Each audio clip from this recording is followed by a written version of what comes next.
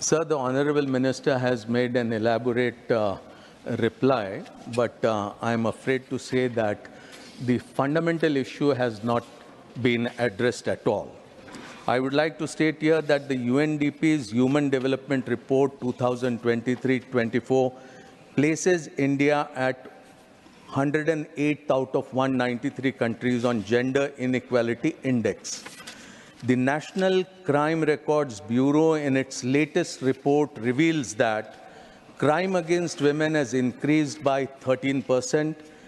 In 2022, on an average, on every single day, 172 girls went missing, 170 girls were kidnapped, 90 women were raped. Kidnapping, abduction, and rape are strong factors that adversely influence women's willingness and ability to step out and work. Women's right for safe working environment is a fundamental and social justice issue. May I therefore request the Honorable Minister to kindly let us know what the government is trying to do to provide a safe working environment for women in India, because without safe working environment, women will not be coming forward. Sir, ये बड़ा ही दुर्भाग्यपूर्ण है कि माननीय मंत्री एक इस तरह का चित्र देश के सामने रखने की कोशिश कर रहे हैं कि सब कुछ अच्छा चल रहा है। दुनिया के स्तर पर अगर देखा जाए तो कई मुल्कों से हम इस मामले में पीछे हैं, और रहा सवाल देश के भीतर भी, तो पुरुषों के तुलना में महिलाएं करीब 44% पीछे है काम के मामले में। मैं बहस में नहीं पढ़ना चाहता हूं, लेकिन एक सवाल पूछना चाहता हूं। परंपरागत हमारे समाज में पति और पत्नी को एक स्टीरियोटाइप रोल में देखा गया है। पति ये ब्रेडविनर है, पत्नी होम मेकर है। पहले के मुकाबले पिछले कुछ दशकों में स्थिति निश्चित तौर पर बेहतर हुई है, लेकिन और भी अधिक सुधार करने की आवश्यकता है। पुरुष और महिलाओं के लेबर फोर्स पार्टिसिपेशन रेट की तफावत को देखते हुए मैं माननीय मंत्री महोदय से ये जानना चाहता हूं कि क्या पुरुषों को और महिलाओं को घर और काम पर बराबरी के अवसर योजनाबद्ध तरीके से देने पर क्या सरकार विचार कर रही है? अगर कर रही है तो कैसे, और नहीं तो क्यों? धन्यवाद महोदय। पहले तो खेल के विषय में बोल रही हूँ, तो पहले मैं इस सदन में अभिनंदन करना चाहती हूँ मनु भाकर का, जिन्होंने 2 बार 100 साल में पहली बार 2 बार ब्रॉन्ज मेडल मिलाया है, तो उनका अभिनंदन। और एक महिला है वो, तो उनका करना चाहती हूँ। सर, खेल सभी लोगों के लिए एक आस्था का विषय है, और इस देश में कुश्ती हो, कबड्डी हो, हुतुतु हो, सभी खेल बरसों से खेले जा रहे हैं। और कुश्ती में जो सर्वोच्च सम्मान है वो 1958 में 1958 में शुरू हुआ था, जिसका नाम था हिंद केसरी। और वो हिंद केसरी सम्मान जिसको मिलता है वो सर्वोच्च सम्मान माना जाता है। महाराष्ट्र में हिंद केसरी मल्लों को 25 साल पहले 6,000 रुपये मानधन दिया जाता था।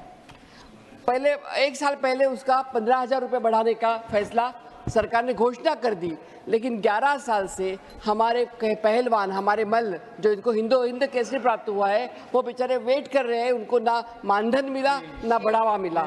इसके लिए मैं बोलना चाहती हूँ सर, बढ़ती महंगाई और आज मेडिकल की जो व्यवस्था है, इतनी महंगाई हो गई है, तो उन लोगों को थोड़ा देखभाल करने की ज़रूरत है। हाल ही में हमने क्रिकेट में विश्व चषक जीता, जिसके लिए बहुत बौछार हुई पैसों की। 125 करोड़ सरकार ने दिए, हमारे महाराष्ट्र सरकार ने 11 करोड़ दिए, उनको मिले इसलिए हमें दुख नहीं है, लेकिन जो बाकी भारतीय खिलाड़ी हैं जिनको दुर्लक्ष किया जाता है, उनको दुर्लक्ष नहीं होना चाहिए। इतना ही मेरा यहाँ पे कहना है। हाल ही में हमारे सभी के चहेते जो है कपिल देव, उन्होंने भी अपील किया था कि अंशुमन गायकवाड़ जो प्रदेश में इलाज कर रहे हैं कैंसर का, उनको इलाज के लिए पैसे अगर चाहिए, बेचारे कल चल बसे, लेकिन उसके लिए भी उन्होंने रिक्वेस्ट किया था। दुर्भाग्य से वो कल चल बसे। मेरी मांग यही है कि खिलाड़ी कोई भी हो, लेकिन उनको भविष्य और उनका वर्तमान ये सुरक्षित होना पक्का है, ज़रूरी है। और तभी हमारे यहाँ जो खेलो इंडिया का नारा दिया जाता है वो खेलो इंडिया सही मायने में सच होगा। सब खिलाड़ियों को एक लॉन्ग टर्म पॉलिसी होनी चाहिए और उन इलाज का खर्च, ये सब बातों को ध्यान करके सरकार ने जो योजना बनानी चाहिए। खिलाड़ियों का नौकरी का कोटा जो दिया जाता है उसमें पारदर्शिता होना चाहिए। और सबसे ज़्यादा और सबसे इम्पोर्टेंट बात यह है कि सर, जो महिला खिलाड़ी है या हमारे पुरुष भी खिलाड़ी है, उनकी सुरक्षितता, इसको ध्यान देना बहुत आवश्यक है। इसका कारण आज बीच में हमने देखा था जंतर मंतर पे हमारे ध्यानचंद और हमारे जो महिला पहलवान थे उनको रास्ते पे आना पड़ा सुरक्षा के लिए और खुद के हक के लिए लड़ना पड़ा, उनको घसीट के लिया गया। तो इस तरह से अगर हम खिलाड़ियों को सम्मान करेंगे, अवमान करेंगे, तो कैसे खेल बढ़ेगा हमारा और खेलो इंडिया कहाँ का होगा। और इसलिए स्पेशल रेगुलरिटी बॉडी यहाँ पे होनी चाहिए स्पोर्ट्स के लिए। इतना ही मेरा कहना है। माननीय जी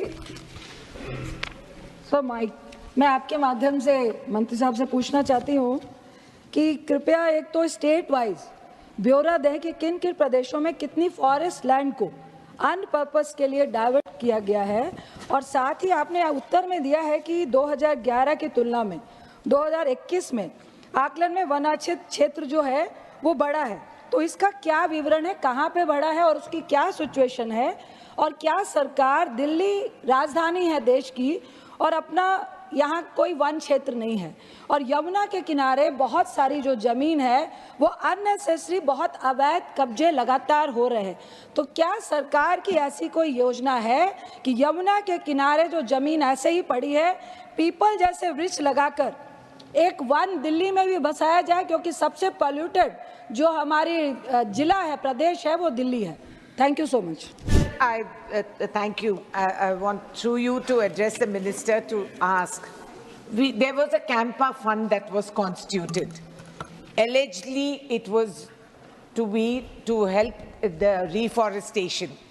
But the policies and the implementation of these funds, sir, बड़े-बड़े पेड़ नाश करके इतना छोटा एक नर्सरी से लाके वहाँ बो देते हैं. Same thing with national highways, where they are chopping down massive trees. And there is the climate change which is impacting us. रोज कहीं बाढ़, रोज कहीं सूखा पड़ जाती है.